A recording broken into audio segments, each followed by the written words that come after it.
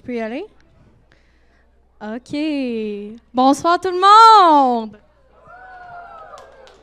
Hey là, il y a juste la table là qui a applaudi. C'est quand même le premier événement de 2025. Faut applaudir plus, là. Wouhou! OK, je vois un immense trou dans le milieu de la salle. Je me suis fait ajuster mes lunettes, fait que là, je vois tout, OK? Vous pouvez vous approcher, je mords pas. C'est ma nouvelle résolution 2025. Je mordrai personne cette année. Fait que approchez, soyez pas gênés, il n'y a aucune table de réservée.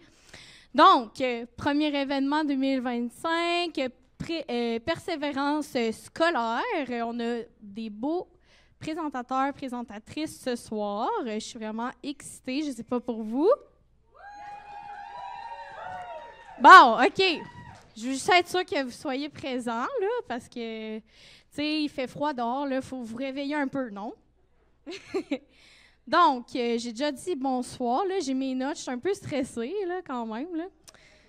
Ça paraît pas. C'est parce que, tu sais, entre 2024 et 2025, le Bistro Brain fait une petite pause, là, puis depuis ce temps-là, j'étais chez nous, puis là, je stressais full, parce que je savais que je faisais l'animation. Puis là, j'ai fait mes notes, là, puis tout va bien? Tout va bien? OK, parfait. Donc, je suis la présentatrice de la soirée. Je m'appelle Laurie Boulanger.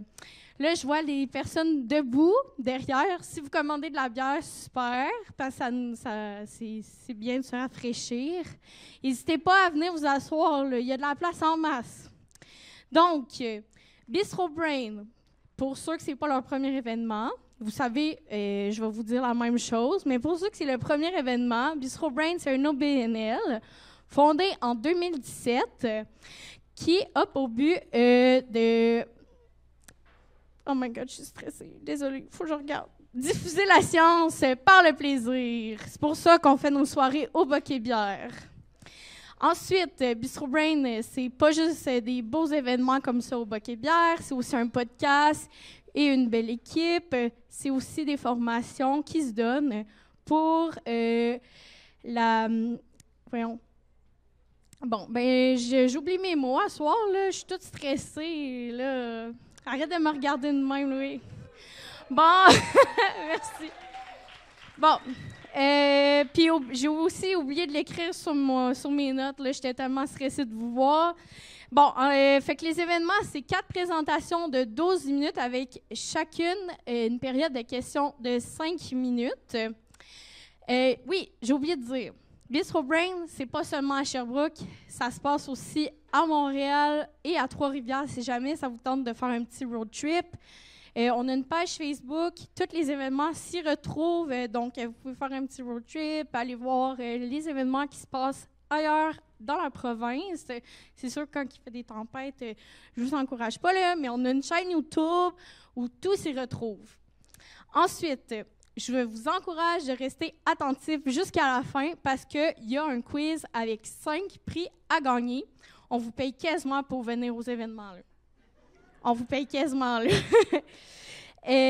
Puis en parlant de quasiment vous payer, ben c'est pas vrai parce que c'est grâce à nos commanditaires qu'on fait des belles soirées comme ça. Donc, on remercie la First, le Remdus et le Sareus. Ensuite, on remercie nos collaborateurs de la soirée, qui est la Faculté de l'éducation de l'Université de Sherbrooke, et puis le LibLab. Wouhou! Ben oui, il faut applaudir.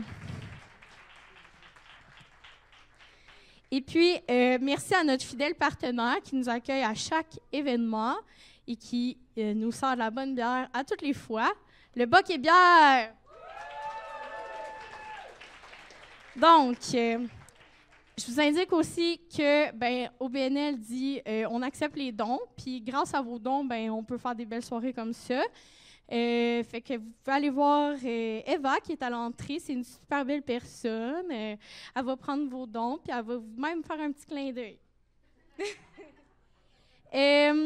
Puis en commençant, je vais vous présenter Gabrielle Garon-Carrier. La seule erreur que je ne devais pas faire, je l'ai faite, désolée. Je suis stressée. Gabrielle, elle va venir nous dire un petit mot, mais il faut aussi que je la présente. Puis là, c'est sur 2 pages, puis j'aurais pas dû faire ça. Gabrielle est professeure au département de psychoéducation à l'UDS, est aussi autrice pour le magazine Découverte Science. Et j'ai tout écrit, j'ai tout écrit, là, je me retrouve plus dans mes notes.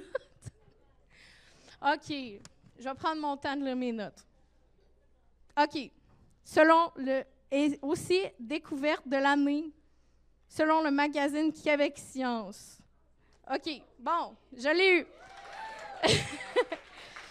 Elle a aussi présenté, ça je le sais par cœur, est venue l'année passée aux Grandes Découvertes, puis elle a fait une super belle présentation, là. En tout cas, c'est une belle personne à qui jaser, là. Elle vous dit plein d'affaires, puis c'est vraiment intéressant. Donc, elle va venir, ça va être la première personne à nous présenter, puis elle va aussi venir donner un petit mot en commençant. Désolée, là, j'ai tout botché la présentation.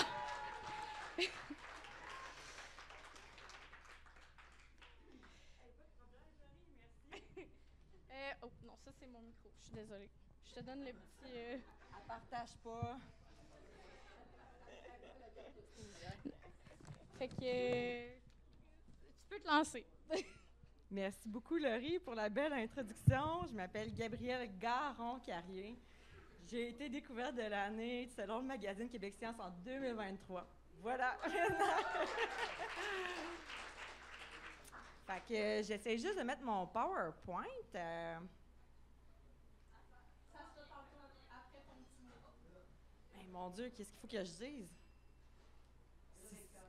Si c'est pas ma présentation.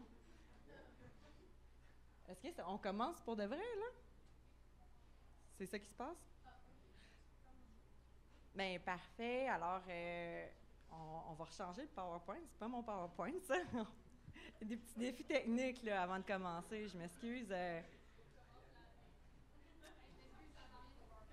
Excellent, merci. Fait que voilà, je suis professeure au département de psychoéducation à l'Université de Sherbrooke. Très contente d'être avec vous ce soir. Puis, en fait, on est un regroupement de recherche avec une de mes collègues. Et puis, ce sont des étudiants sous notre supervision qui vont venir vous présenter leurs travaux ce soir. OK, là, ça, c'est mon PowerPoint. Alors, on part, vous êtes prêts? Oui!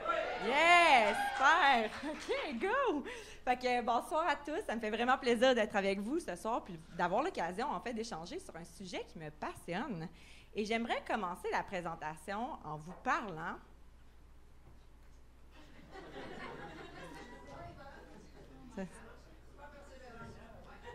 de persévérance. En vous parlant de ténacité et de persévérance. Pas de problème. OK, parfait.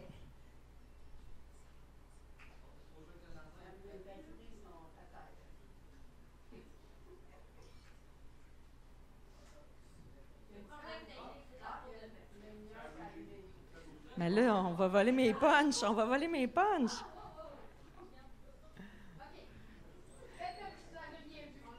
Hey, on recommence du début, OK? Hey, bonsoir tout le monde! Ça me fait plaisir d'être là ce soir avec vous! Yeah! Puis d'échanger sur un sujet qui me passionne. Alors, ce soir,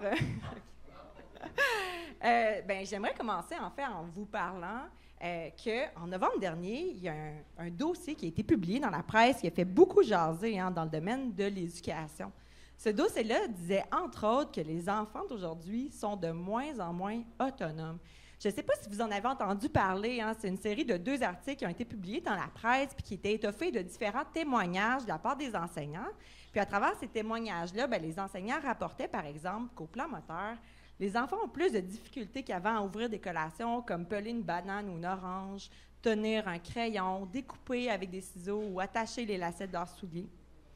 À travers ces témoignages-là, les enseignants rapportaient aussi qu'au plan émotionnel et cognitif, les enfants ont plus de difficultés qu'avant à gérer les conflits dans la cour de récréation, vont dire plus souvent qu'ils ne sont pas capables de faire une tâche et vont même demander de l'aide, ou bien pas juste demander de l'aide, demander qu'on le fasse à leur place. Je ne sais pas pour vous, mais pour moi, comme parent, puis comme professeur qui œuvre dans le domaine de l'éducation, puis dans l'enseignement, bien, ce témoignage-là, puis ce reportage-là était assez saisissant.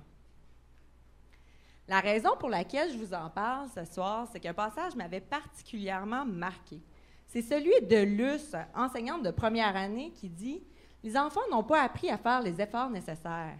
Beaucoup me demandent « Peux-tu le faire à ma place? » Ils ont moins de tolérance à l'effort. » Bien, sans le savoir, Mme Luce venait de mettre le doigt sur ce que des années de recherche dans le domaine de l'éducation nous a appris.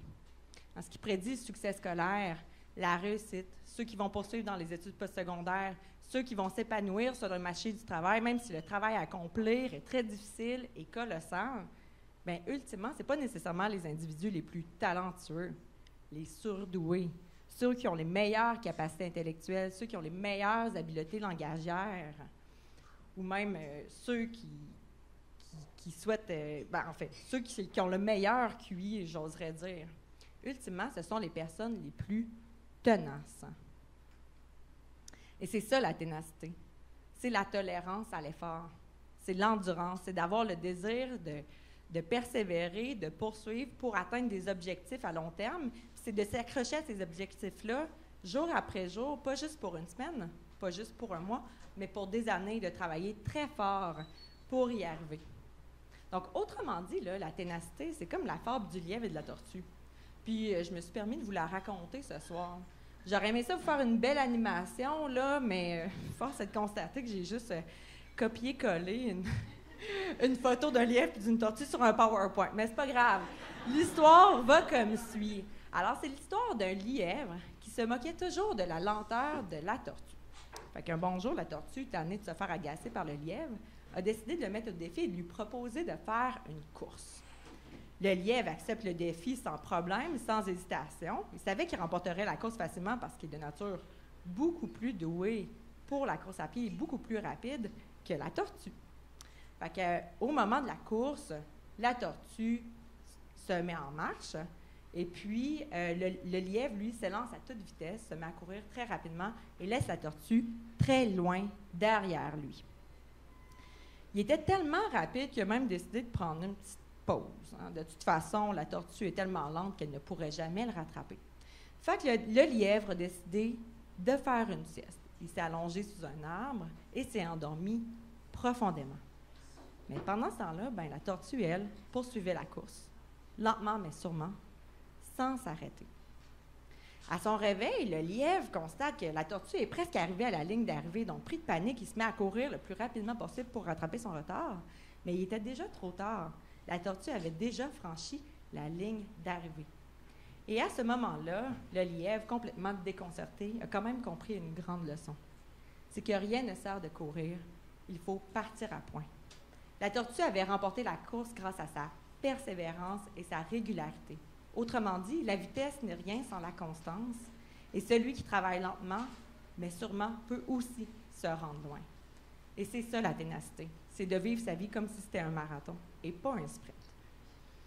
Donc, la fable du lièvre et de la tortue a été écrite en 1668, c'est-à-dire bien avant l'ensemble des découvertes scientifiques qu'on a faites dans le domaine de l'éducation et qui nous a appris ou qui nous a permis de mieux comprendre qu'au-delà des capacités intellectuelles et des compétences de l'enfant, c'est cette fameuse caractéristique de la ténacité, de la tolérance à l'effort qui permettait de distinguer les meilleurs élèves, ceux qui se rendent le plus loin, ceux qui vont accomplir leur objectif à long terme.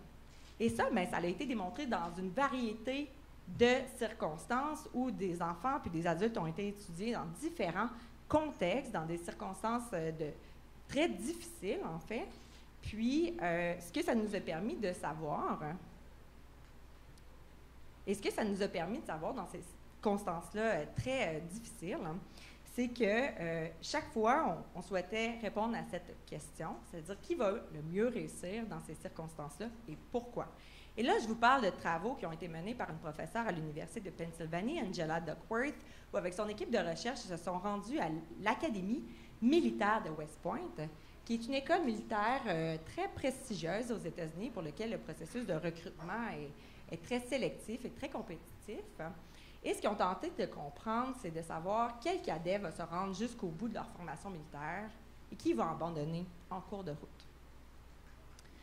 Son équipe de recherche est aussi allée au National Spelling Bee, qui est un concours national d'orthographe aux États-Unis, en tentant d'identifier quel enfant irait le plus loin dans la compétition. Et là, on parle ici d'enfants de moins de 14 ans qui ont tous déjà remporté une compétition régionale d'orthographe. Donc, c'est nécessairement des élèves qui ont des bonnes capacités langagières, qui sont motivés. Mais l'idée ici étant de savoir lequel parmi ce bassin de bons élèves vont se rendre le plus loin dans la compétition. Son équipe de recherche a aussi étudié des enseignants en début de carrière qui travaillaient dans des écoles de quartiers défavorisés aux États-Unis, puis ont tenté d'identifier, mais quel enseignant serait encore là enseigné d'ici la fin de l'année scolaire et qui, parmi ces enseignants-là, favoriserait le plus les apprentissages de leurs élèves.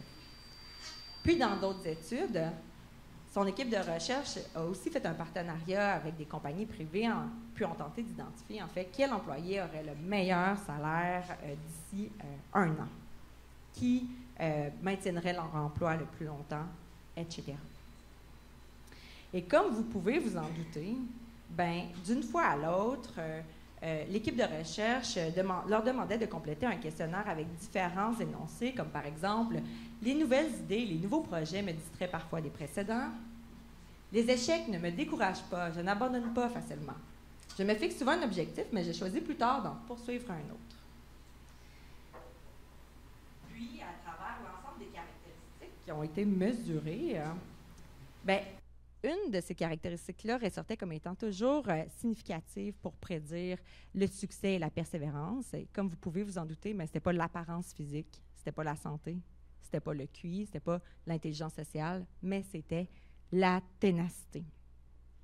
Et même ce qu'on a appris à travers ces travaux, c'est que la ténacité n'est même pas associée aux capacités intellectuelles des individus et que l'on peut être tenace dans un domaine, mais pas nécessairement l'être dans d'autres activités de notre vie quotidienne, comme par exemple des activités pour lesquelles on n'a pas d'objectif à long terme ou pour lesquelles ça ne requiert pas nécessairement de ténacité, comme dormir, par exemple, ou écouter la télévision.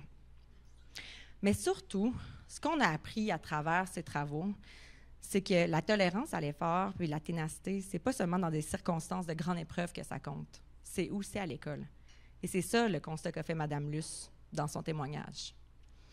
Donc maintenant, je sais c'est quoi la question que vous vous posez. Là. Hein? La fameuse question que tout le monde se pose. Comment faire pour devenir une tortue? Hein? Comment faire pour favoriser le développement de la ténacité de nos enfants? Comment faire pour les garder engagés et motivés dans leurs apprentissages sur une longue période de temps et pendant des années? Comment faire pour les aider à déployer des efforts soutenus et à persévérer malgré les échecs et les difficultés? Et c'est exactement là que les travaux de notre équipe de recherche s'insèrent. Pour être honnête avec vous, on n'a pas encore les réponses à toutes ces questions-là. Ce qu'on sait, par contre, c'est que certains facteurs de notre environnement familial et scolaire, comme des comportements parentaux, des pratiques enseignantes, des facteurs de notre hygiène de vie, peuvent nuire ou, à l'inverse, peuvent promouvoir des comportements d'effort et de ténacité, la motivation et l'engagement qui sont essentiels à la réussite éducative.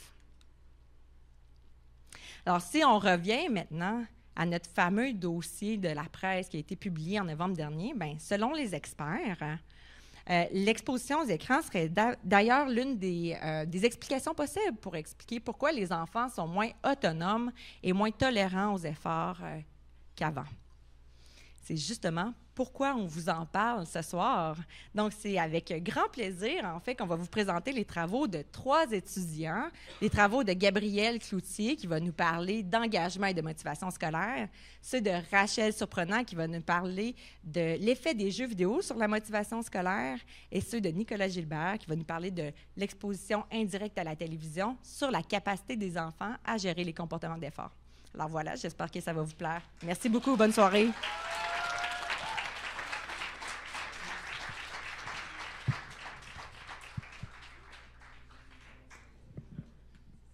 Merci, Gabrielle. Donc, ça va faire place à la période de questions.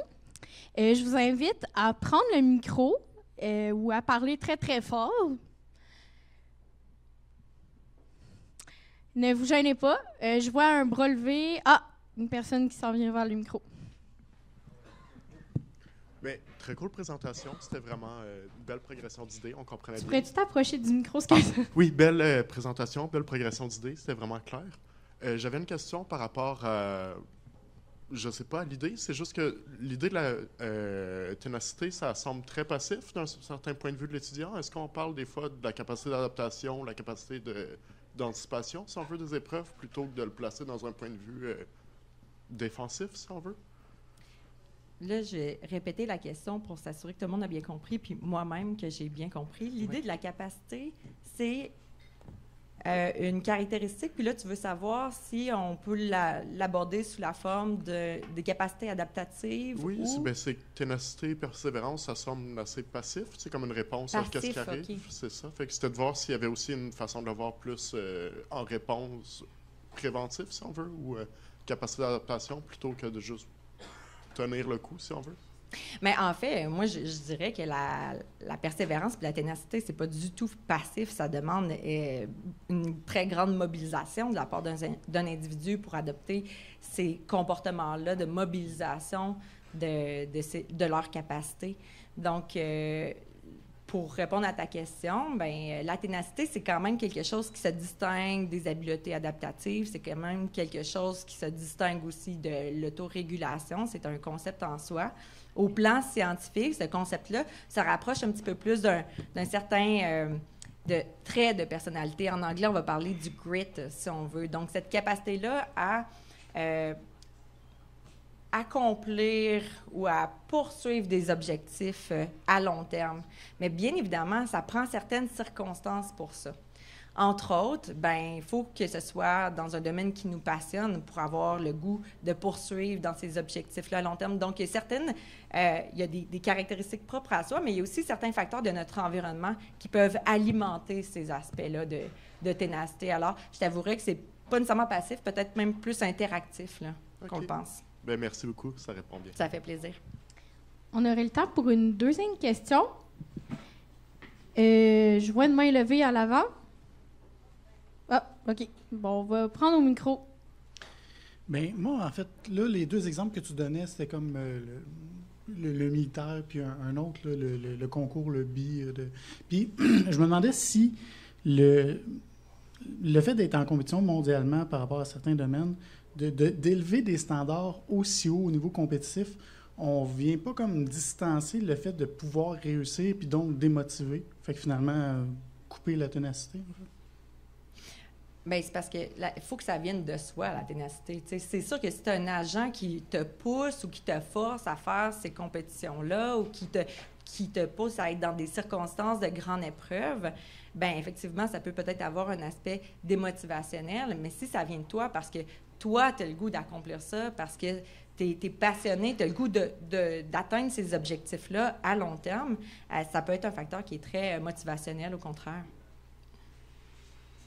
OK, mais tu sais, je pensais, les niveaux sont tellement rendus élevés, on a-tu encore la possibilité d'en dépasser certains ou de l'atteindre? C'est plus ça ma question, en fait. Ben oui, il y a toujours la possibilité de se dépasser soi-même. Là, de se dépasser soi-même, oui, mais par rapport au modèle qu'on nous présente avec les réseaux sociaux, tu sais, si je regarde le Red Bull de nos jours, je pense qu'une minorité de la population est capable d'atteindre ces objectifs-là qui nous sont présentés au quotidien là, de façon... Fait que, je me demandais si ça avait un impact. Une minorité va avoir le goût d'atteindre ces objectifs-là. Dans le fond, moi, je peux regarder une compétition à la télévision puis être tout à fait en admiration devant les athlètes, mais est-ce que moi, j'aurais le goût de poursuivre cet objectif-là à long terme? Pas nécessairement. Là. Ouais. Donc, je pense qu'il y a cet aspect-là qu'il faut que ça t'appartienne, il faut que ça soit une passion, il faut que tu aies envie de faire ça pour pouvoir les atteindre, ces objectifs-là. Hey, c'est vraiment intéressant tout ce que vous dites, là. Gabrielle, elle va être disponible, je suis certaine, pour d'autres questions, si jamais vous en avez là, à la pause ou même dans son petit coin qu'elle va avoir au BOC pour répondre à vos questions, là, parce que tout ça, c'est intéressant. Donc, je vais être dans le petit coin, la ouais, gang. C'est ça. Si vous avez des questions, là, vous pouvez me trouver dans le petit coin. Je sais pas où tu étais assis, là. Je voulais pas dire t'es assis là. J'ai dit un petit coin, en tout cas. En tout cas, c'était vraiment une très belle présentation. En tout cas, tu peux retourner à ton petit coin si tu veux. On l'applaudit.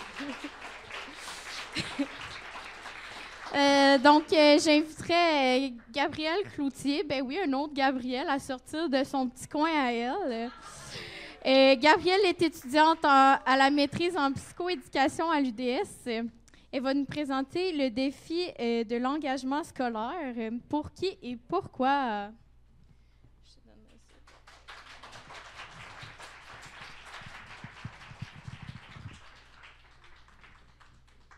Allô tout le monde, j'espère que vous passez une bonne soirée. Donc oui, moi c'est Gabrielle et aujourd'hui, ce soir, je vais vous parler de l'engagement scolaire et on va découvrir ensemble pour qui et pourquoi c'est un défi chez certains élèves.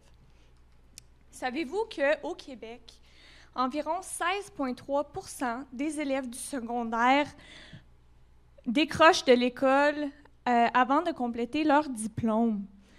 Ce taux-là est le plus élevé qu'on a vu en 10 ans. Puis, les motifs derrière le décrochage scolaire, ils sont variés. Certains jeunes vont dire qu'ils trouvaient les cours inintéressants ou qu'ils ne voyaient pas l'utilité derrière ce qu'ils apprenaient en classe. D'autres vont dire qu'ils avaient peur d'échouer ou que le travail demandé par les enseignants était trop difficile. Certains jeunes décrocheurs vont également dire qu'ils ne s'entendaient pas bien avec les élèves en classe ou les enseignants. Mais ce qu'on réalise, si on y réfléchit, c'est que ces difficultés-là ne sont pas propres aux jeunes qui décrochent. Si vous êtes parent ou enseignant, peut-être que vous connaissez un ou plusieurs jeunes qui fréquentent présentement une école primaire ou secondaire et qui vivent des difficultés à se faire des amis ou de l'intimidation. Ou peut-être qu'ils se mettent souvent dans le trouble en classe parce qu'ils ne suivent pas les consignes. Peut-être qu'ils dorment dans les cours de maths parce qu'ils trouvent ça plate. Ou peut-être qu'ils vivent souvent des échecs scolaires. N'importe quel jeune pourrait vivre ce genre de difficultés-là à un moment donné dans leur parcours scolaire. Mais mettons quelque chose au clair, là. Le fait de vivre ces difficultés-là ne veut pas dire qu'un jeune va nécessairement décrocher. Mais le jeune qui en vit plusieurs est plus à risque de se désengager peu à peu à l'école, ce qui peut éventuellement mener au décrochage scolaire. Donc là, la question qu'on se pose probablement tous en ce moment, c'est qu'est-ce qu'on peut faire pour favoriser l'engagement scolaire de ces élèves-là? D'abord, essayons de comprendre c'est quoi l'engagement scolaire parce que ce n'est pas aussi simple qu'on le pense. J'aimerais vous demander, selon vous, ça ressemble à quoi un élève engagé? Avez-vous des idées? Oui? J'aurais pensé à un élève qui lève sa main en classe. Un élève qui lève sa main en classe? Avez-vous d'autres idées? Oui? Qui a une bonne posture, OK. Au fond? Qui s'implique dans un comité, oui. Oui. Qui aime aller à l'école et qui a des activités extrascolaires. OK. Donc, en fait, vous avez tous raison. L'engagement scolaire, dans la théorie, il y a deux dimensions. Il y a l'engagement comportemental qui réfère au comportement et au niveau de participation du jeune. Donc, dans la réalité, ce qu'on va observer, c'est un jeune qui lève souvent la main, qui suit les consignes, qui complète ses devoirs ou ses responsabilités en classe. Ensuite, il y a l'engagement émotionnel. Donc ici, on réfère aux émotions positives et à l'intérêt que va manifester le jeune. Donc, dans la réalité, ce qu'on va observer, c'est un jeune qui vit de la joie ou de l'excitation ou même de la fierté. Puis finalement, il y a l'engagement cognitif. Puis ici, on parle vraiment de la volonté et des capacités cognitives du jeune à contrôler ses émotions et ses comportements pour accomplir une tâche. Donc, dans la réalité, ce qu'on va voir, c'est un jeune qui est capable de se concentrer ou qui a le goût d'aller au-delà des attentes et de comprendre les concepts qu'il voit en classe. Puis, il va mettre en place des stratégies d'apprentissage qui sont efficaces pour atteindre ses objectifs. Mais maintenant que vous savez c'est quoi l'engagement scolaire, j'aimerais vous poser la question suivante. Quelle dimension de l'engagement est la plus affectée par les difficultés vécues à l'école? qui dit que c'est l'engagement comportemental à main levée? OK, personne. Qui dit que c'est l'engagement émotionnel? OK, plus de mains. L'engagement cognitif, qui dit que c'est cognitif? OK, on a 1, 2, 3, quelques mains. En fait, là, les difficultés que vont vivre les élèves à l'école vont affecter toutes les dimensions de l'engagement. Parce que ce qu'on va voir, c'est qu'au niveau de l'engagement comportemental, l'élève en difficulté va plutôt cesser de participer en classe, de suivre les consignes, de compléter ses devoirs. Au niveau de l'engagement émotionnel, l'élève en difficulté va plutôt vivre des émotions négatives, comme du découragement, de la tristesse ou même de l'anxiété. Puis au niveau de l'engagement cognitif, l'élève en difficulté va avoir de la misère à se concentrer, à persévérer. Sa réflexion va être peu développée et les stratégies d'apprentissage qu'il va utiliser vont être soit peu nombreuses ou pas efficaces pour atteindre ses objectifs. Donc, ce que je vous montre là, ce sont des indices qui peuvent nous aider à identifier les jeunes qui ont de la misère au niveau de l'engagement scolaire et pour qui un soutien additionnel pourrait faire toute la différence. Mais pour soutenir l'engagement scolaire des jeunes, il faut également comprendre le rôle de la motivation dans tout ça. Parce que ce que les études nous montrent, c'est que la motivation et l'engagement sont deux phénomènes différents, mais qui sont très liés ensemble. Donc, je m'explique. La motivation, voyez-le comme cette volonté à l'intérieur de nous qui va nous pousser à se mettre en action pour atteindre un objectif. Alors que l'engagement, c'est l'action qu'on va poser pour atteindre cet objectif-là. Donc, l'engagement, c'est comme le résultat observable de la motivation. Donc, les études scientifiques nous démontrent que, en favorisant la motivation, on peut augmenter le niveau d'engagement des élèves en classe. Donc, une des théories de la motivation qui est bien connue, c'est celle de l'autodétermination. Puis selon cette théorie-là, pour favoriser la motivation des jeunes, il faut répondre à 3 besoins fondamentaux qui sont le besoin d'autonomie, de compétence et d'appartenance. Okay? Un jeune qui est autonome peut agir et faire ses choix en fonction de ses propres intérêts et préférences. Un jeune qui se sent compétent a confiance en ses capacités à accomplir des tâches avec succès et à atteindre ses objectifs. Alors qu'un jeune qui a un fort sentiment d'appartenance a des relations sociales positives et se sent accepté par les autres. Donc, qu'est-ce qu'on peut faire en tant qu'enseignant ou parent pour favoriser la satisfaction de ces besoins-là? Pour favoriser la satisfaction du besoin d'autonomie, il est important de leur offrir des choix et d'incorporer leurs intérêts dans les activités qu'on prévoit faire avec eux. Il est aussi important, d'expliquer le pourquoi derrière nos demandes et d'éviter la communication contrôlante, comme « tu dois faire ci, tu ne peux pas faire ça ». Donc, pour favoriser la satisfaction du besoin de compétences, il est important d'avoir des consignes claires et des attentes claires. Il faut également leur offrir des défis qui sont ajustés à leur niveau de compétence et un soutien personnalisé en fonction de leurs besoins. Et il faut également leur donner des rétroactions positives en les félicitant et surtout lorsqu'ils vivent des petites réussites. Puis pour satisfaire le besoin d'appartenance, il est important d'adopter une attitude qui est chaleureuse puis bienveillante. Il faut passer du temps de qualité avec eux, de favoriser le respect et l'acceptation sociale des différences individuelles et de promouvoir le travail d'équipe, la collaboration.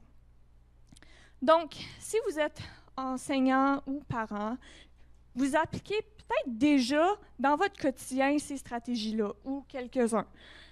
C'est parfait, continuez comme ça. Peut-être qu'il y en a que vous pouvez ajouter à votre boîte à outils pour favoriser la motivation de vos jeunes. Si ce n'est pas le cas, il n'est jamais trop tard pour commencer, parce qu'on observe quelque chose d'intéressant lorsqu'on commence à satisfaire lorsqu'on commence à satisfaire les besoins d'autodétermination des jeunes. En fait, on voit un effet boule de neige. Donc, imaginez une boule de neige sur le sommet d'une montagne qui commence à descendre de la montagne. Bien, pendant sa descente, elle va accumuler de plus en plus de neige. Bien, c'est un peu comme ça qu'est-ce qu'on voit entre la motivation et l'engagement. Plus qu'on favorise la motivation du jeune, plus qu'il sera engagé. Plus qu'il est engagé, plus qu'il est motivé, et ainsi de suite. Donc, si je vous donne un exemple, dans une classe, il y a un enseignant qui met en place des stratégies qui contribuent à la satisfaction des besoins d'autodétermination des jeunes. Bien, ces jeunes-là vont se sentir plus autonomes, compétents et acceptés en classe. Et ils seront, par conséquent, plus motivés à s'engager. Puis des jeunes qui sont plus engagés, bien, ils ont plus d'interactions sociales. Donc, ils vont pouvoir développer leurs relations avec les autres. Ils vont également participer plus dans les activités qui se passent en classe. Ils vont donc avoir plus d'occasions de faire des choix, d'exprimer leurs intérêts, puis de vivre des réussites académiques. Puis ça, ces expériences-là vont contribuer à augmenter leur motivation, qui va par la suite contribuer à augmenter leur engagement, et ainsi de suite. Donc, c'est une boucle continuelle qu'on voit entre la motivation et l'engagement. Donc, ce qu'il faut retenir de tout ça, c'est qu'un élève engagé est un élève motivé. Et la satisfaction des besoins d'autodétermination est une avenue qui est très intéressante à considérer pour favoriser la motivation et l'engagement des élèves, que ce soit à l'école ou à la maison. Donc voilà, merci pour votre attention.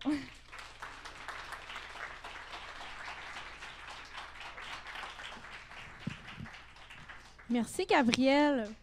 Donc, on va pouvoir passer à la période de questions. Oui.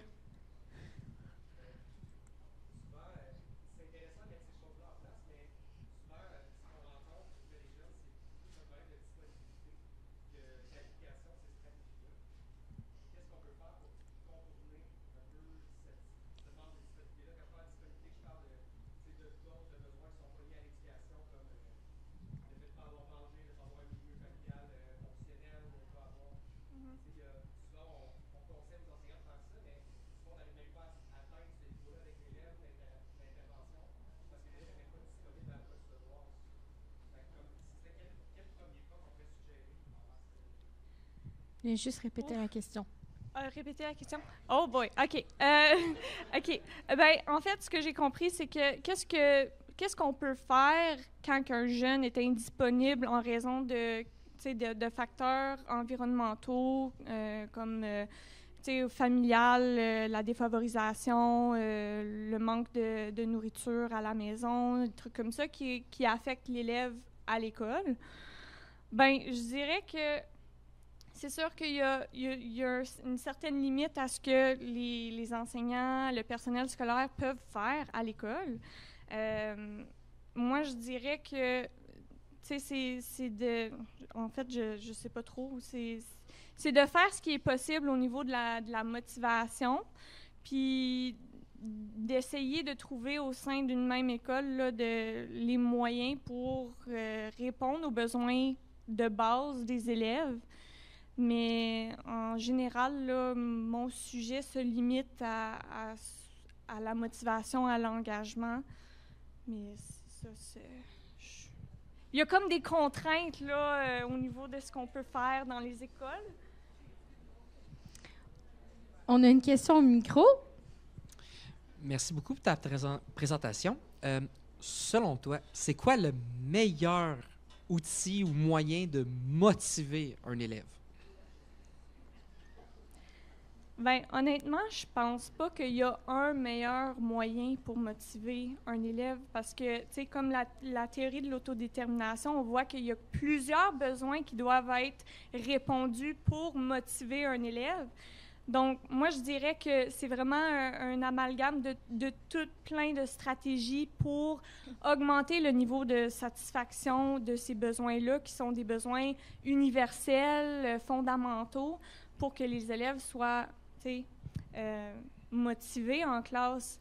Mais, au niveau des caractéristiques individuelles, ça se peut qu'un élève a besoin de satisfaire un besoin particulier plus qu'un autre. Donc, c'est de toujours avoir une flexibilité, puis de mettre en place des stratégies, puis de voir qu'est-ce qui répond le plus à le besoin de cet élève-là, qu'est-ce qui répond le plus aux besoins de cet autre élève-là, puis de mettre en place plusieurs stratégies à la fois qui vont permettre de répondre du mieux qu'on peut aux besoins des élèves.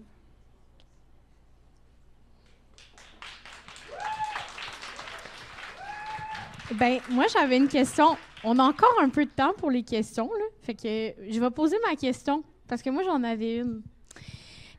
Parce que là, je voyais là, sur une des diapositives, là, ça disait de ne pas utiliser le langage comme il faut, tout ça. Puis, tu sais, ça me rappelle, tu sais, là, mes parents, là, il faut que tu fasses ton lit, il faut que, tu sais, les consignes. Parce que c'est pas mal clair, là. Il faut que tu fasses ton lit, il faut que tu ranges ta chambre, tu sais, comme... Puis là, je pense à la nouvelle école, de penser que là, les parents, il ne faut pas qu'ils disent non à leur enfant. Donc, je me demande, tu sais, les enfants que là, ils voient, ils sont élevés comme ça, là, tu sais, il ne faut pas qu'il y ait de non. Tu sais, on ne se fait pas dire non. Comment ça va être... comment ils vont être... Ils vont grandir avec il n'y a pas de non, puis là, après ça, ils vont arriver sur le marché du travail. C'est plus ça, tu sais, comme, tu sais, là, il n'y a pas les consignes « il faut ». Puis après ça, ils sont comme autodéterminés. Puis là, ils vont arriver sur le marché du travail, ils vont se dire « OK, il faut que tu fasses ça, ça, ça ». Comment ça va être déteint? OK. Ben, je pourrais pas dire que je peux prévoir quel effet ça pourrait avoir sur un jeune, mais je pense pas que la théorie de l'autodétermination dit qu'on ne peut pas dire non à un enfant. Je pense qu'au niveau de la communication contrôlante, c'est juste de leur donner la chance de faire leur propre choix. T'sais, dans l'autonomie, il y a l'option de leur donner des choix. Il y a un moyen de donner des choix à un élève qui le guide vers la meilleure option. Donc, je pense que c'est de trouver un équilibre entre leur offrir des occasions d'être autonomes tout en mettant un cadre qui va leur permettre de les guider vers le bon chemin. Mais oui, c'est ça. Je dirais que ça, c'est ma OK. Ah, ben, c'est quand même intéressant. Bon. Félicitations. Bien, merci, Gabrielle, pour ta présentation. Si jamais vous avez d'autres questions pour elle, elle sera dans son petit coin avec l'autre Gabrielle. Et donc, c'est le moment attendu par le public pour la pause. Donc, il est maintenant 5h59. Je vais arrondir. Il est à peu près 6h. Fait qu'on a un petit 10 minutes de pause là, pour aller se dégourdir les jambes, aller chercher de la bière. Puis je vois des gens debout à l'arrière. N'hésitez pas à venir remplir les chaises. Là, on a en masse de place. Donc, on se voit à 6h10. Rebonsoir tout le monde.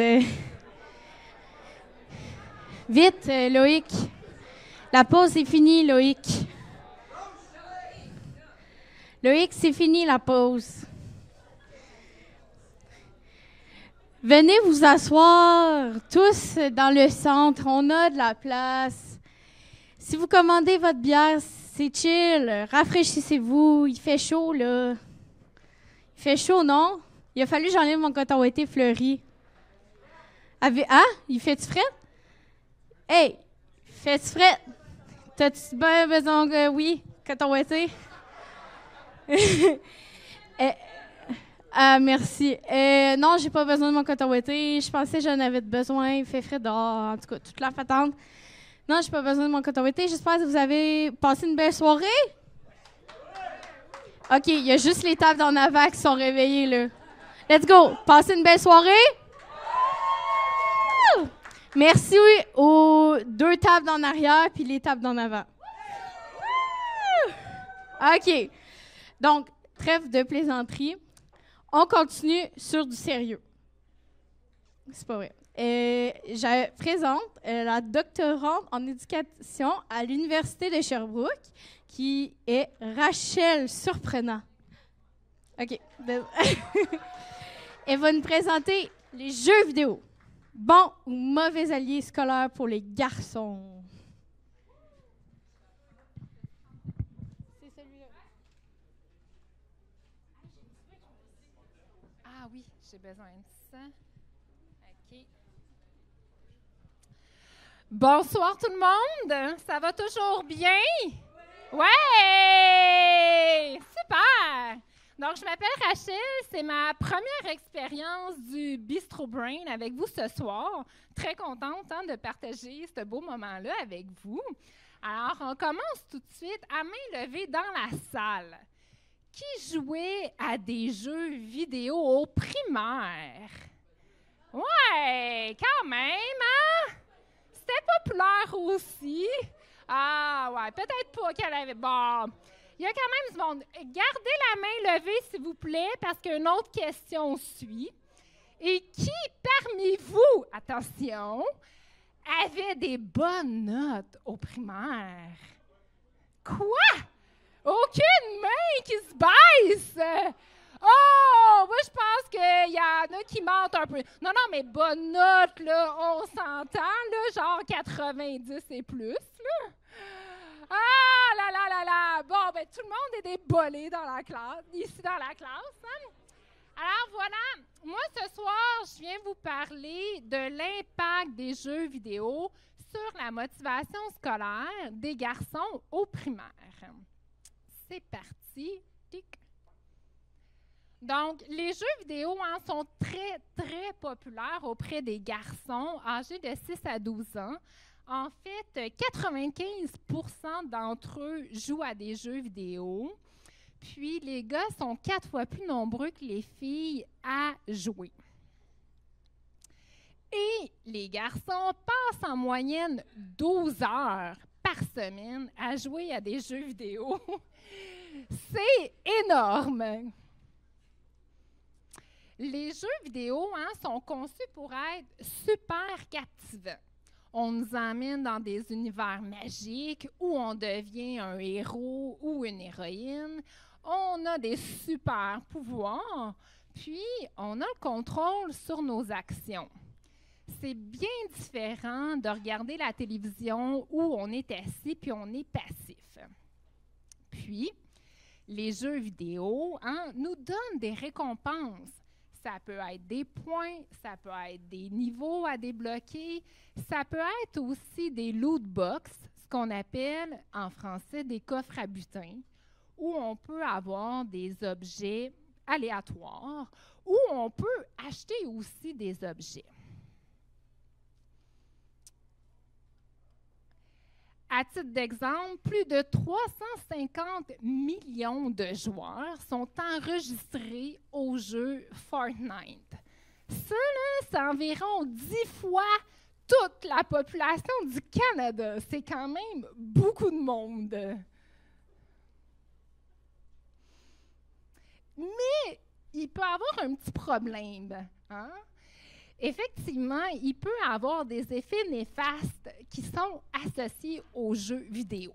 En fait, il se peut que les jeux vidéo soient un risque pour le cerveau qui est en développement chez les enfants. Par exemple, ça peut affecter la capacité à se concentrer puis à réaliser des tâches qui demandent des efforts soutenus.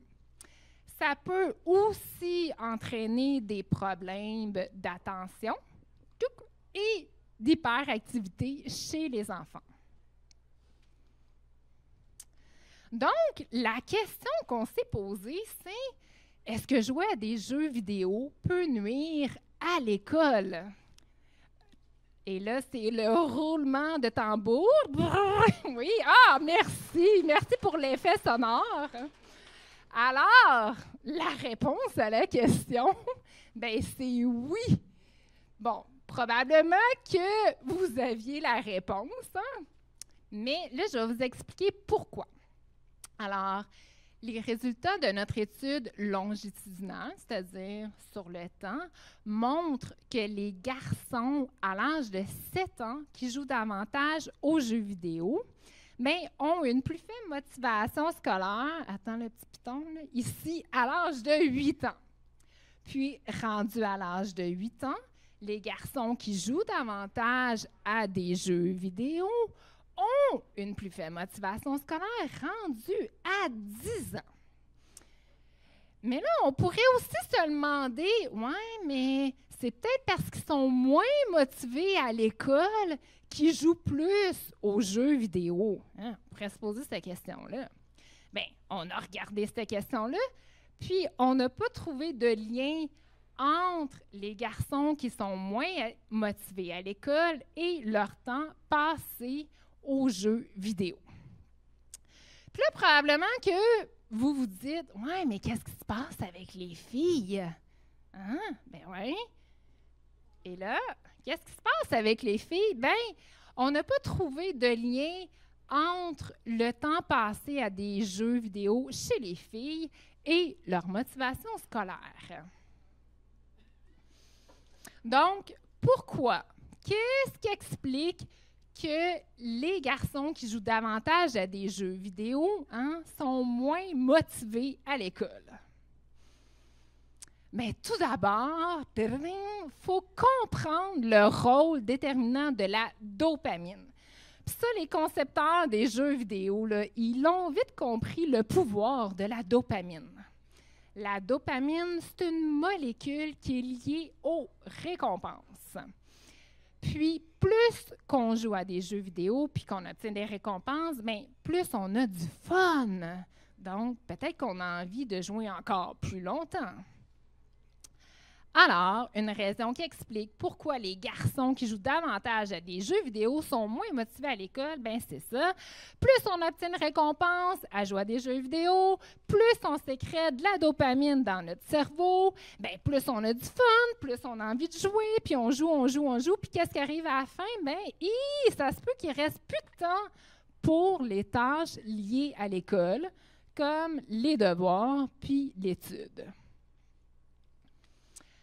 Une autre raison qui pourrait expliquer pourquoi les garçons qui jouent davantage à des jeux vidéo ont moins de motivation scolaire, c'est quand on joue à des jeux vidéo, on est habitué, on crée une habitude d'obtenir des récompenses tout de suite. Alors qu'à l'école, c'est pas tout à fait comme ça que ça se passe. Il faut être capable à l'école de produire des efforts soutenus, prolongés. Donc, ça se peut que les garçons qui jouent davantage à des jeux vidéo, peut-être qu'ils ont moins d'intérêt à l'école ou on n'obtient pas tout le temps des récompenses immédiatement. Voilà. Une troisième raison qui pourrait expliquer pourquoi les garçons qui jouent davantage à des jeux vidéo ont moins de motivation scolaire, c'est que jouer à des jeux vidéo, on obtient des récompenses, comme on le dit. Donc, ça s'appelle une motivation extrinsèque. C'est faire quelque chose dans le but d'obtenir une récompense. Mais à l'école, ça prend plutôt une motivation intrinsèque, c'est-à-dire faire quelque chose pour simplement le plaisir de faire quelque chose. Tu sais, par exemple, moi, ce soir, je suis ici avec vous, puis j'ai fait cette activité-là de vulgarisation scientifique, par pur plaisir, parce que j'avais vraiment envie d'être là comme ça. Merci. Donc ça, c'est de la motivation intrinsèque. Je ne le fais pas pour la bière qui vient après. Ça serait une motivation extrinsèque. D'accord? On comprend bien les deux. Donc, les garçons qui jouent beaucoup à des jeux vidéo, sont beaucoup motivés de façon extrinsèque, puis ça peut venir affecter leur motivation intrinsèque qui, elle, est essentielle à l'école pour leur réussite et persévérance scolaire. Donc, voilà les raisons qui peuvent expliquer pourquoi jouer à des jeux vidéo peut nuire à la motivation scolaire des garçons au primaire. Finalement, on pourrait se poser d'autres questions dans le futur là, par rapport à la relation entre les jeux vidéo et la motivation scolaire.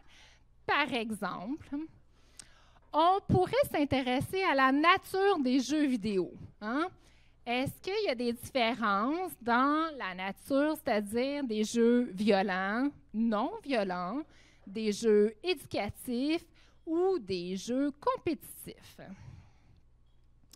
On pourrait aussi examiner des facteurs contextuels.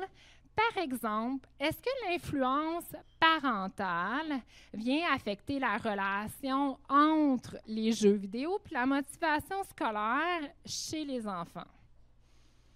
Finalement, on pourrait aussi regarder les différences entre les garçons et les filles par rapport à la relation entre les jeux vidéo et la motivation scolaire. On sait que les filles jouent moins aux jeux vidéo, puis on sait que les garçons sont plus susceptibles à vivre des difficultés scolaires, puis à vivre des troubles attentionnels. Donc, ils peuvent être peut-être plus vulnérables aux stimulations qui sont dans les jeux vidéo. Donc, voilà. Je vous remercie beaucoup pour votre écoute ce soir.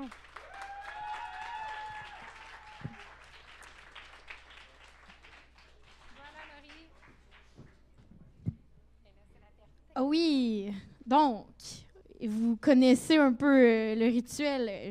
On est maintenant à la 3e présentation, donc c'est la période des questions. Il y a déjà quelqu'un là, qui a couru au micro.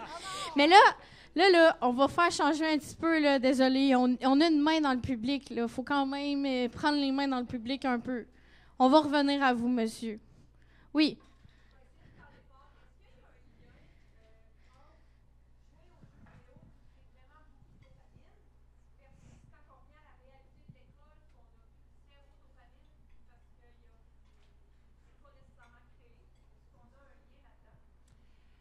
Je n'ai pas conduit d'études sur ça, mais probablement que oui, parce que comme on l'a vu, les récompenses, là, la dopamine, c'est lié aux récompenses. Dans les jeux vidéo, il y a beaucoup de récompenses. Donc, en fait, les jeux vidéo sont conçus autour de ce mécanisme-là. Puis, puisqu'à l'école, il peut y avoir quelques récompenses à l'école. C'est pas vrai que l'école va utiliser aucune récompense, mais c'est sûr qu'il y en a vraiment moins. Donc, probablement aussi qu'il peut y avoir moins de dopamine sécrétée dans le cerveau. Mais je n'ai pas conduit d'études là, pour vérifier tout ça. Ça répond à ta question? OK. Retour au micro. Super. Merci beaucoup pour la super présentation. Je comprends qu'il y a encore beaucoup de questions de recherche à explorer. On commence à faire des études là-dessus. Je me demandais, est-ce que tu as observé un lien, tu t'es beaucoup concentré sur la motivation académique, est-ce qu'il y avait un lien aussi avec la socialisation à travers ton étude? Dans cette étude-là, non, cette variable-là, ce facteur-là n'était pas pris en considération, mais je suis tout à fait d'accord avec toi. Là, comme dans les questions futures à explorer, on parlait de facteurs contextuels, tout ça, mais oui, la socialisation pourrait totalement faire partie de ces facteurs-là. Mais dans l'étude présente, non, ça n'avait pas été considéré. Merci. Bienvenue. On a le temps pour une question d'Alexis. On veut chouchouter un peu. C'est quand même le directeur c'est populaire, de les jeux vidéo. On sent que ça suscite de l'intérêt dans la salle. Oui, je ne me connais vraiment pas en vulgarisation, mais j'aimerais dire que ton diaporama était vraiment coloré. J'ai vraiment aimé ça. Oh, merci. Merci beaucoup. Après le commentaire en question vient la question. Tu dis, dans le fond, ça peut être un problème parce que les gens ils manquent de dopamine rendus à l'école. Est-ce qu'il y a une façon de rendre l'école plus dopaminergique? Est-ce qu'on peut gamifier l'école? Est-ce qu'il y a des études sur ces modèles d'émulation, peut-être? Pour être franc, je ne sais pas s'il y a des études là-dessus, mais étant moi-même enseignante, à l'école en éducation physique. C'est sûr que je vais prêcher pour ma paroisse, mais en faisant de l'activité physique, c'est clair qu'on produit aussi de la dopamine.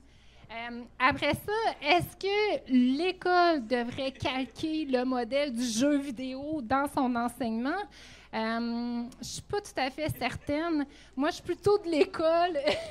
Je suis plutôt dans la façon de penser que la motivation intrinsèque est très importante pour persévérer et réussir à l'école.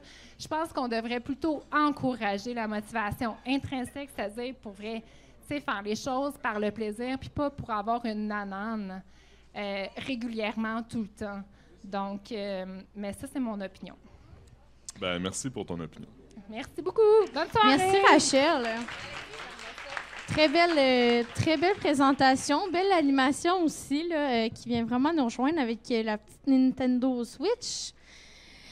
Oui, donc, on va finir la soirée avec la 4e présentation donnée par Nicolas Gilbert, étudiant à la maîtrise en psychoéducation à l'Université de Sherbrooke. Il va nous présenter l'exposition aux médias visuels en arrière-plan. C'est bon ou mauvais? Tu peux venir. Wouhou! On l'applaudit un peu, là. Non, c'est pas le mien, excuse.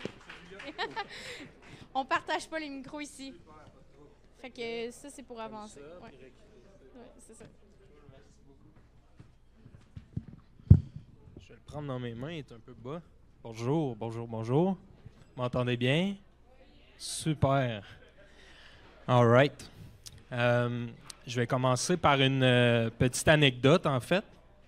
Quand je monte sur une scène, là, je me sens un peu comme une rockstar, puis je trouve ça vraiment, vraiment plaisant.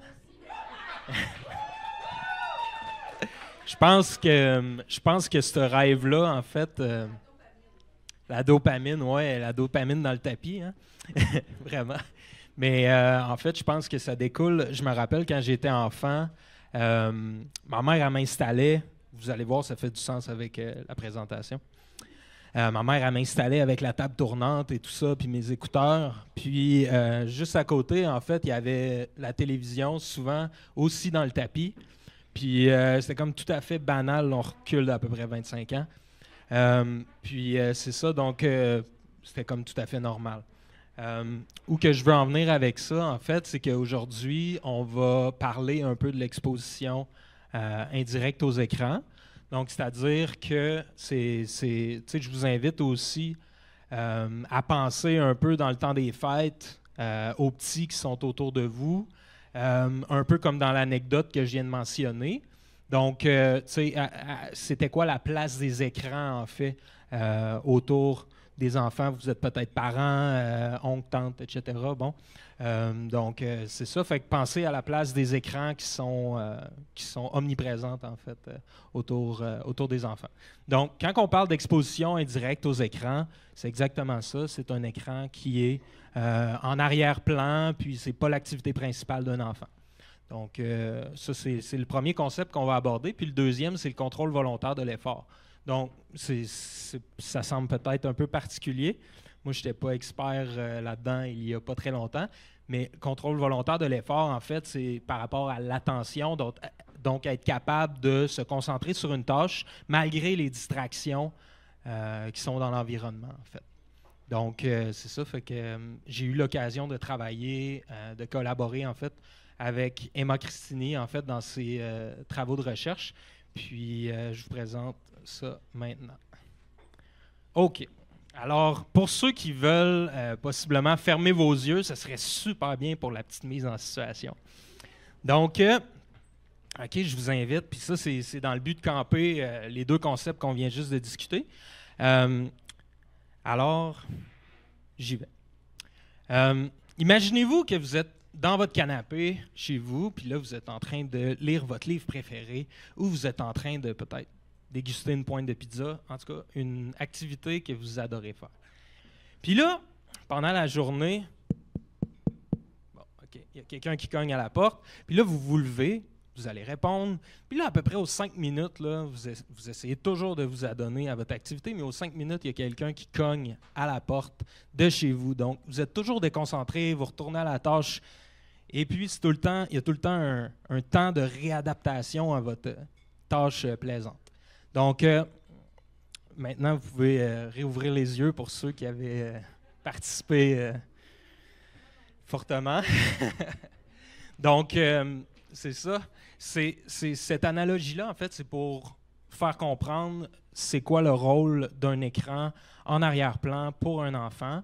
Donc, c'est-à-dire que l'enfant qui, surtout par exemple dans le 0 à 5 ans, l'enfant qui est dans des moments d'apprentissage qui sont cruciaux, donc d'avoir un écran qui est autour dans son environnement, ça va généralement le déconcentrer quand même assez souvent pour, au lieu, en fait, c'est ça, de se concentrer vraiment de manière importante dans les tâches.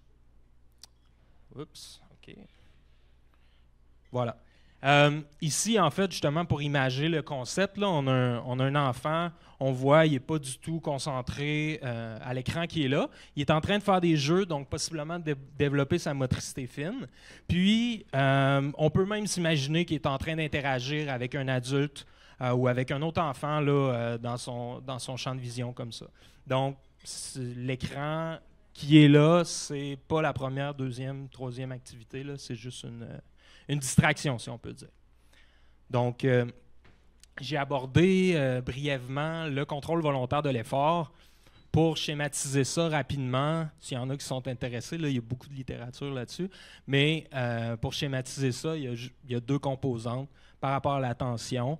Donc, une composante individuelle, comme on voit aussi dans l'image ici, puis une composante environnementale, donc c'est de ne pas se laisser distraire, en fait, par les éléments de l'environnement. Exactement comme on voit, là, l'enfant il est concentré à faire une tâche de bloc. Il est en train de créer quelque chose. Alors, pour y aller dans le vif du sujet, pour revenir à notre étude, nos résultats, en fait, on a étudié l'exposition aux écrans, l'exposition indirecte aux écrans à 3 ans et demi. Puis, qu'est-ce qu'on remarque, c'est que ça a un résultat négatif, en fait, sur le contrôle volontaire de l'effort, donc les capacités d'attention, de l'enfant 2 ans plus tard, 5 ans et demi. OK. Maintenant, j'ai une petite question. Je devais faire quelques interactions avec le public. Donc, ça me tentait, là, c'est pas ça, là. Petite question pour vous, en fait. Pouvez-vous me dire comme ça, si vous avez une idée, en fait, ça serait quoi le pourcentage des familles de parents de jeunes enfants, en fait, qui laissent la télévision rouler, si je peux dire, pratiquement en tout temps, là, plus de 75% du temps, même s'il n'y a personne qui la regarde? Oui, on a une réponse juste là. 85%, OK, c'est intéressant. Oui? Oui. 85%, c'est intéressant. C'est juste pour faire une petite parenthèse, là, notre étude date de 2020, donc on est pas mal aujourd'hui. Puis quand on considère les écrans, là, on utilise le terme écran pour mentionner télévision, ordinateur, streaming, etc. Donc, merci beaucoup pour votre participation. En fait, 39%. C'est tout de même considérable. On peut penser, donc, à peu près 4 familles sur 10 qui seraient à laisser la télévision ouverte pratiquement quand ils sont dans leur environnement de vie, avec leurs enfants, tout ça. Donc, est-ce que c'est utile? Possiblement pas nécessairement, là, et tout ça. Donc, c'est ça qui nous a amené comme réflexion, en fait, à nous poser la question, ce serait quoi les effets des écrans laissés de manière indirecte là, dans notre environnement de vie à la maison. Fait que dans nos recherches, qu'est-ce qu'on a trouvé? Il y a quand même plusieurs répercussions au niveau du développement cognitif. T'sais, entre autres, la période qu'on étudie, c'est le 0 à 5 ans. Alors, qu'est-ce qu'on... Les deux moteurs, en fait, du développement cognitif, dont on a trouvé beaucoup d'informations. C'est au niveau des échanges verbaux, comme on voit dans la première image ici à gauche. C'est les interactions verbales avec un adulte. Puis, la deuxième photo, qu'est-ce qu'on a essayé de démontrer, en fait, c'est le jeu imaginaire. Donc, encore des habiletés que l'enfant, ça va avoir beaucoup de répercussions positives, en fait, pour son développement. Donc, qu'est-ce qu'on s'est rendu compte? Il est aussi intéressant là, d'avoir l'écran juste derrière ici. Qu'est-ce qu'on s'est rendu compte? C'est que ces deux activités-là, ils étaient très impactés par la présence des écrans en arrière-plan chez les enfants. Puis donc, c'est ça qui venait altérer là, le développement cognitif des enfants en bas âge. Alors, mettons en résumé par rapport au développement cognitif, on a des altérations au niveau du langage par rapport à quand il y a des écrans dans l'arrière-plan. Puis, au niveau aussi des capacités de l'attention, comme je mentionnais tantôt. Bien, quelques mécanismes, là, je vais y aller brièvement, mais quelques mécanismes, ça serait qu'en bas âge, bien, l'enfant peut avoir de la difficulté à faire la distinction, en fait, entre des voix humaines qui proviennent d'un écran, télévision, ordinateur, etc., puis des voix d'une vraie personne dans son entourage. Donc, ça peut être un petit peu déconcentrant pour lui quand il est en train de procéder à des tâches, à des apprentissages. Fait que notre question de recherche, vous vous en doutez, là, c'était d'étudier l'exposition indirecte aux écrans à 3 ans et demi, puis éventuellement, 2 ans plus tard, son implication dans le contrôle volontaire de l'effort. Notre étude découle d'une étude de plus grande envergure qui s'est déroulée de 2021 à 2022. C'est une étude qui est considérable aussi, là, avec 315 familles qui ont participé. Puis ces enfants-là, ils ont été suivis donc, pendant 2 ans. Donc c'était le but d'aller chercher des données qui sont longitudinales, comme on dit, là, donc sur le long terme. Puis, voilà, une étude qui s'est déroulée en Nouvelle-Écosse, la NSMUS. Donc, ça, c'était juste pour vous remettre le résultat de notre étude. Donc, un impact négatif là, sur le contrôle volontaire de l'effort.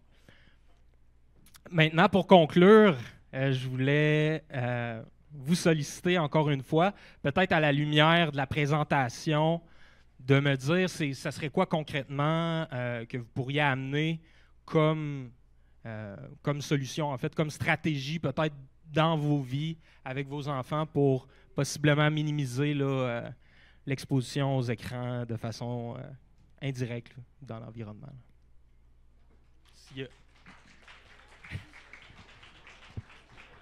Merci beaucoup. Bien, merci à toi pour cette belle présentation. Mais il ne faut pas quitter tout de suite, là, par exemple. Il y a les questions. Donc, est-ce qu'on a des questions dans la salle? Oui, bien, on va prendre la question du devant, puis après ça, on va aller à derrière. Oui. Non, devant.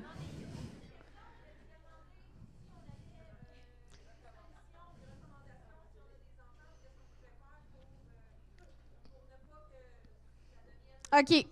On va laisser la dame en rouge y répondre. C'était pas ça?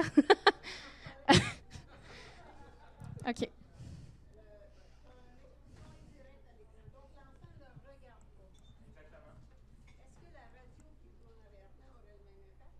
Il faut répéter la question au micro.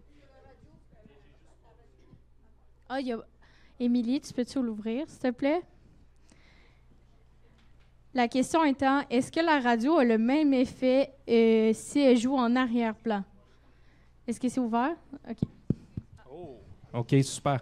Je suis loin d'être spécialiste dans le domaine.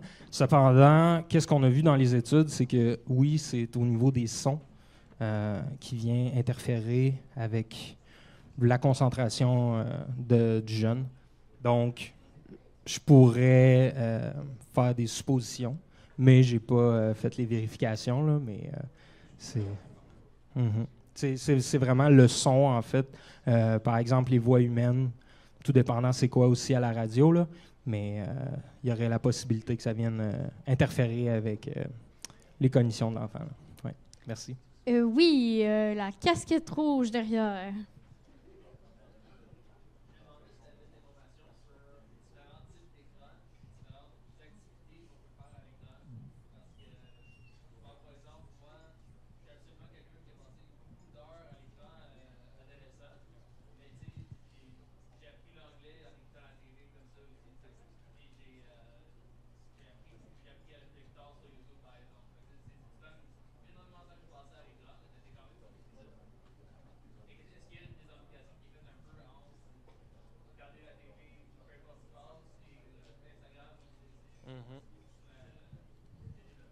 Je comprends super bien. Je vais répéter la question. Donc, pour résumer, par exemple, dis-moi si je me trompe, là, mais est-ce qu'il y aurait différents impacts selon le type d'écran, par exemple, qui seraient utilisés? La nuance ici, notre étude, elle se concentrait vraiment sur l'exposition indirecte. Donc, l'exposition indirecte, ce que je pense, c'est qu'il y a possiblement moins de distinction parce que, c'est ça, on n'est pas... C'est par exemple, si on se concentre sur la fonction là, de l'activité qu'on va s'adonner, l'exposition indirecte, on est beaucoup moins investi là, dans l'écran comme ça. Cependant, je relayerai encore à ça pour l'exposition directe, comme toi tu mentionnais que tu as fait. Puis dans l'exposition directe, j'imagine... Par rapport à la motivation, comme mes collègues l'ont mentionné, toi, il y avait quand même une fonction très importante pour toi, que ce soit d'apprendre l'anglais, d'apprendre la guitare. Donc, reste que, moi, de mon côté, en psychoéducation, ça semble positif. Mais, encore là, c'est ça, c'est à peu près la seule information que je peux apporter. Oui, donc une dernière petite question, puis après ça, c'est la vôtre. Non, c'est pas vrai. Oui, monsieur au chandail orange.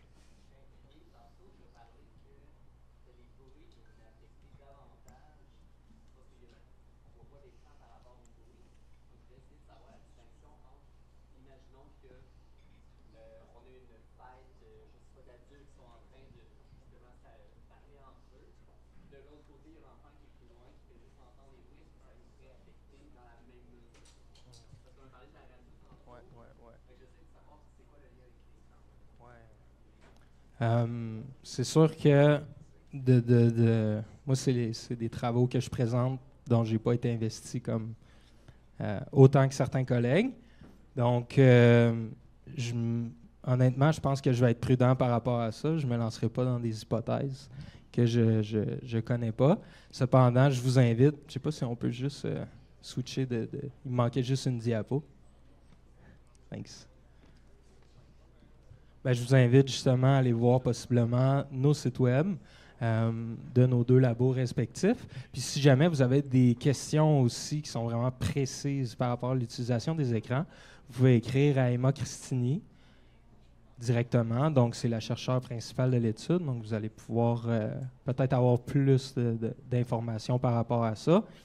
Cependant, pourquoi c'est un domaine qu'on s'intéresse, c'est justement qu'il n'y a pas énormément d'études sur l'exposition indirecte à l'heure actuelle.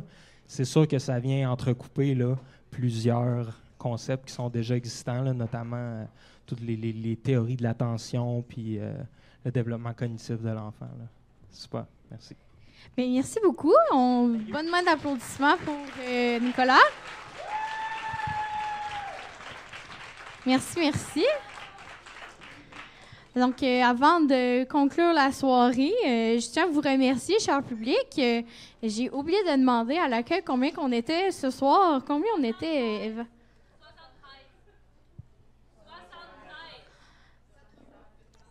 73. 7-3. OK, 73. Wouhou! Désolée, j'ai peut-être fait ajuster mes lunettes, mais pas mon appareil. J'en ai pas encore.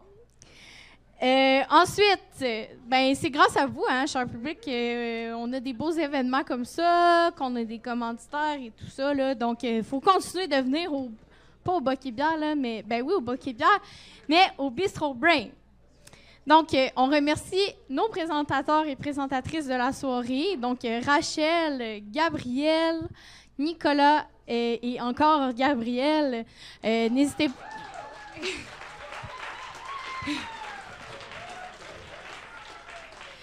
N'hésitez pas à leur poser des questions. Là. Je pense qu'ils sont prêts à répondre à vos questions. Ils sont dans leur petit coin là-bas. Là. Je les vois toutes. Là. Ensuite, on remercie les bénévoles du Bistro Brain parce que là, il n'y a pas juste moi là, qui travaille ce soir. Donc, j'ai toute ma liste ici. On avait Eva et Loïc à l'accueil qui vous ont accueillis. Félicitations. On a Loïc qui s'est divisé en deux, je ne sais pas pourquoi, qui est au montage vidéo et à la captation vidéo. On avait Émilie à la technique, Alexis au réseautage et Gaël à la coordination.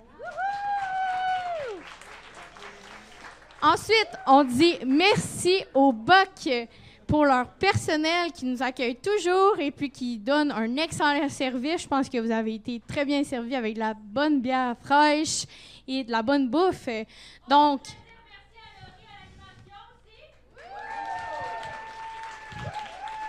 arrête là, tu vas me faire rougir. L'éclairage est rouge, là, fait qu'on le voit pas, là, mais tu vas me faire rougir pareil. Mais donc, au service, on avait Andy, Anne-Chloé et Tristan. Et puis, à la cuisine, on avait Arthur. Donc, on le remercie. On dit merci à nos collaborateurs de la soirée qui étaient la Faculté de l'éducation de l'Université de Sherbrooke et puis le LibLab. Je sais, là, ça fait beaucoup de remerciements, là, mais il faut remercier les gens pour toute cette belle soirée-là. Et puis, merci à nos commanditaires, la FEUS, le REMDUS, le SAREUS, le Musée des sciences de la nature de Sherbrooke,